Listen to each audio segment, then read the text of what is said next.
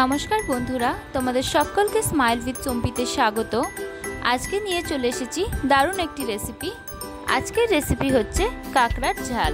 তাহলে চলো এখন ঝটপট চলে যাওয়া যাক রেসিপিতে। এখানে আমি বাজার থেকে আনা কাঁকড়া নিয়ে নিয়েছি। কাঁকড়াগুলোকে পরিষ্কার করে নিয়েছি এখানে। এরপর আমি একটা কড়াই বসিয়ে দিয়েছি। কড়াইটা গরম হয়ে গেছে। এখন আমি এর মধ্যে 4 টেবিল স্পুন পরিমাণ সর্ষের তেল দিয়ে দিয়েছি। তেলটা গরম হয়ে গেলে এর মধ্যে দিয়ে দিলাম কেটে রাখা আলুর টুকরোগুলোকে। আলুর টুকরোগুলোকে আমি এখানে সামান্য পরিমাণ লবণ আর সামান্য পরিমাণ হলুদ দিয়ে ভেজে নেব।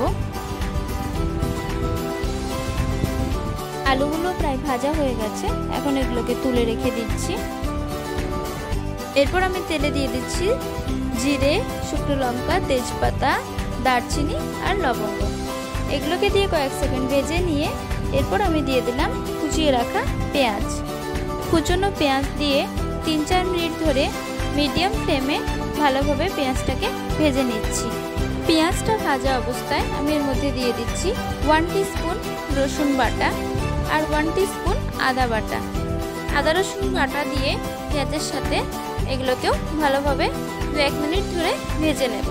আর দিয়ে দিলাম 1 টিস্পুন হলুদ গুঁড়ো, স্বাদ অনুযায়ী লবণ, আর দিয়ে দিচ্ছি 1 টিস্পুন শুকনো লঙ্কার গুঁড়ো। সব কিছুকে দিয়ে ভালোভাবে নেড়ে চেড়ে নিয়ে মশলাটাকে ভালোভাবে ফ্রাই করে নেব। এখন এর মধ্যে দিয়ে দিচ্ছি কাঁকড়াগুলোকে মশলার সাথে ভালোভাবে ফ্রাই করে নেব। বেশ কয়েক মিনিট ধরে কাঁকড়াগুলোকে মশলার সাথে ফ্রাই করে নেব। আর দিয়ে দিলাম কাঁকড়ার তেলটাকেও এগুলোর সাথে ভালোভাবে নেড়ে চেড়ে নিচ্ছি। আর দিয়ে দিচ্ছি কুচিয়ে রাখা টমেটোটাকে দিয়ে বেশ কয়েক মিনিট ধরে এগুলোর সাথে ফ্রাই করে নেব। এরপর আমি এর মধ্যে দিয়ে দিলাম ভেজে রাখা আলুর টুকরোগুলোকে দিয়ে এর সাথে ভালোভাবে নেড়ে চেড়ে নিয়ে কিছুক্ষণের জন্য ফ্রাই করে নেব। কাঁকড়াটা ভালোভাবে ভাজা হয়ে গেছে। এখন আমি এর মধ্যে দিয়ে দিচ্ছি 2 কাপ মতো গরম জল।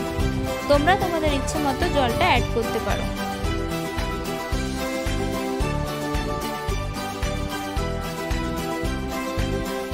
আমি সামান্য পরিমাণ লবণ ছড়িয়ে দিচ্ছি। তোমরা তোমাদের স্বাদ অনুযায়ী লবণ অ্যাড করতে পারো।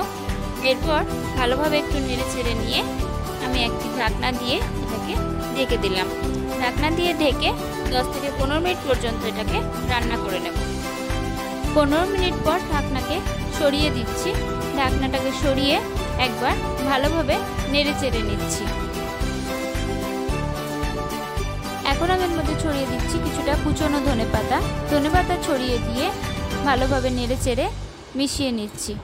আমি গ্রেভিটাকে এরকম অবস্থায় রেখে গ্যাসের ফ্লেমটাকে অফ করে দেব। তোমরা চাইলে আর একটু শুকিয়ে নিতে পারো। আজকের মজাদার কাঁকড়ার ঝাল রেসিপিটি তৈরি হয়ে গেছে। তোমাদের যদি এই রেসিপিটা দেখে ভালো লাগে তাহলে অবশ্যই বাড়িতে ট্রাই করো। আশা করি খুব ভালো লাগবে। আর যদি ভালো লাগে তাহলে অবশ্যই আমার চ্যানেলটিকে লাইক, শেয়ার ও সাবস্ক্রাইব করে দিও। আর পাশে থাকা বেল নোটিফিকেশনটিকে প্রেস করে রেখো। তাতে আমার চ্যানেলে আসা যে কোনো ভিডিওর আপডেট সবার প্রথমে তোমাদের কাছে পৌঁছে যাবে। Thank you for watching.